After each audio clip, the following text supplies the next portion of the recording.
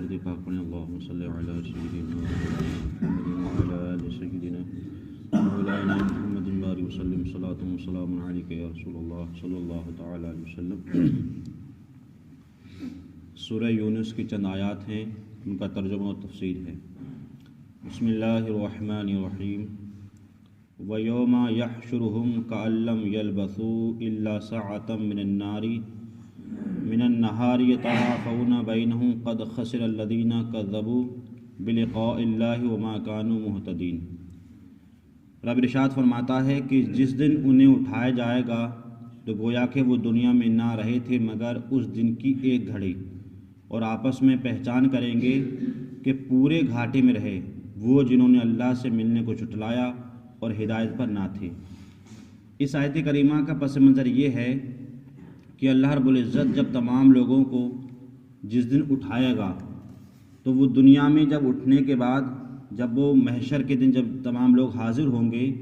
اور قیامت کی جو سختیاں اور ہولناکیاں جو ہوں گی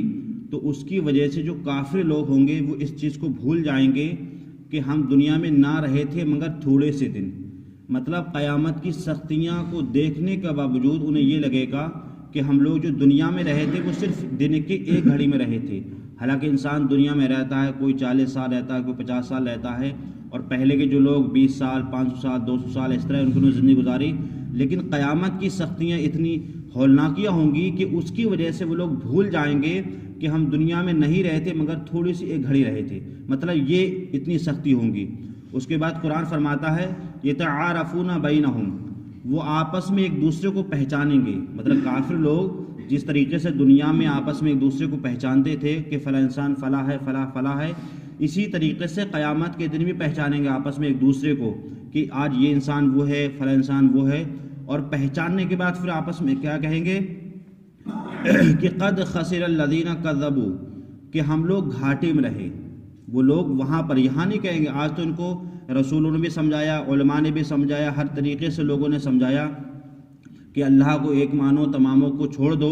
لیکن جب قیامت کے دن جب وہ لوگ حاضر ہوں گے تو اس دن کہیں گے کہ ہم لوگ گھاٹے میں رہے۔ اب وہ گھاٹے میں کیا رہے کہ کاش اگر ہم دنیا کے اندر رسول کو مان لیتے، اللہ کو ایک مان لیتے تو آج ہمارے ساتھ اتنا سختی والا برتاؤ نہ کیا جاتا۔ تو وہ لوگ خود کہیں گے، مطلب خود اقرار کریں گے قیامت کے دن کہ ہم لوگ گھاٹے میں رہے۔ کیوں گھاٹے میں رہے؟ الذین کذبوا بلقاء اللہ، کہ وہ گھاٹے میں رہے کہ جنہوں نے اللہ کو ملنے کو جھٹلایا، کہ اللہ نہیں ہے اس کو جھٹلایا، وما کانوا مہتدین، اور وہ ہدایت پر نہ تھے، مطلب انہوں نے اسلام قبول نہیں کیا، ایمان قبول نہیں کیا، اور وہ دنیا میں ہی رہے اور دنیا کے طلب میں رہے۔ اس کے بعد رب فرماتا ہے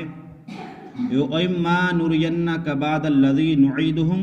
أَوْ نَتَوَفَّيَنَّكَ فَإِلَيْنَا مَرْجِعُهُمْ ثُمَّ اللَّهُ شَهِيدٌ عَلَى مَا يَفْعَلُونَ۔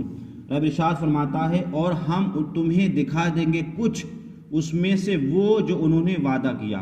مطلب وعدہ کیا تھا، اس کا پس منظر یہ تھا کہ جب میرے آقا صلی اللہ علیہ وسلم کبھی بھی ان کو اللہ اس کے رسول کی باتیں بتاتے تھے اور عذاب دوزخ سنایا کرتے تھے کہ تم پر اللہ کا عذاب آئے گا، تو وہ ہمیشہ یہ دعویٰ کرتے تھے کہ اے محمد تم یہ تو کہتے ہو کہ عذاب آئے گا، لیکن عذاب آئے گا کب؟ ہمیں اس کا انتظار ہے۔ تو رب نے ارشاد فرمایا ابھی انتظار کرو، عذاب آئے گا، اتنے پریشان مت ہو۔ تو اللہ تعالیٰ نے جو ہے قیامت کے دن تو عذاب کو مقرر کر ہی رکھا ہے، لیکن کچھ عذاب اللہ تعالیٰ دنیا میں ہی کافروں کو دے دیتا ہے۔ جیسے اس کی ایک مثال یہ دی کہ میرے آقا صلی اللہ علیہ وسلم نے جو جنگ بدر جو کی تھی، تو جنگ بدر میں جو صحابہ جو مجاہدین تھے وہ صرف 313 تھے، اور جو مکہ کے جو کافر تھے ان کی تعداد تقریباً 1000 کی تھی۔ اب آپ اس سے اندازہ لا سکتے ہیں کہ کہاں 1000 اور کہاں 313، اور جو 313 جو صحابی جو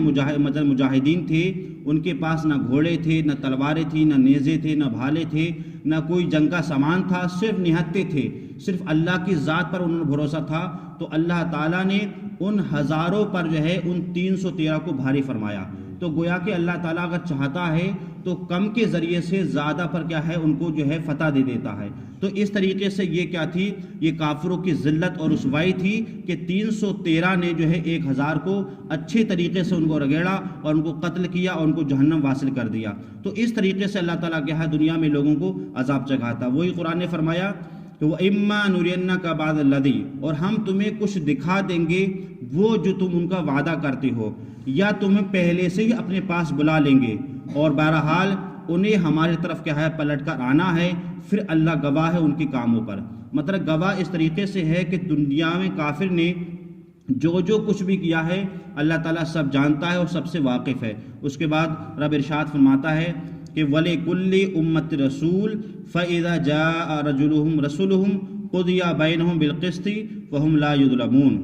اللہ تعالیٰ فرماتا ہے کہ ہر امت پہ ایک رسول ہے، مطلب ہم نے دنیا میں جو امتیں پیدا فرمائیں تو ان امت کو اچھا آداب سکھانے کے لیے، اللہ کا پیغام سنانے کے لیے، اللہ کی ہدایت بتانے کے لیے ہم نے ہر رسول کو مقرر فرمایا۔ تو آپ نے دیکھا کہ دنیا میں جو رسول آئے تو ان کی تعداد تقریباً 1,24,000 کم بیش یا 2,24,000 کم بیش۔ یہ وہ نبی آئے کہ صرف دنیا میں رہنے کے لیے نہیں آئے تھے، بلکہ ہر نبی کا یہ کام تھا کہ اللہ کی باتوں کو بتانا، دین شریعت کی پیغام کو پہنچانا اور گناہوں سے لوگوں کو بچانا، یہ نبی کا کیا پیغام تھا، اسی لیے وہ لوگ آئے تھے۔ تو اس لیے قرآن فرماتا ہے کہ ہر امت میں ایک رسول ہے، فَإِذَا جَاءَ رَسُولُهُمْ قُضِيَ بَيْنَهُمْ، اور جب ان کا رسول ان کے پاس آتا ہے تو انصاف کا فیصلہ کر دیتا ہے۔ انصاف کا فیصلہ یہ کر دیتا ہے کہ صرف اللہ کو مانو اور اللہ ہی ہے وہ جس کی عبادت کی جاتی ہے، باقی کوئی بھی عبادت کے لائق نہیں۔ یہ فیصلہ فرما دیتا کون؟ وہ جو رسول آتا ہے۔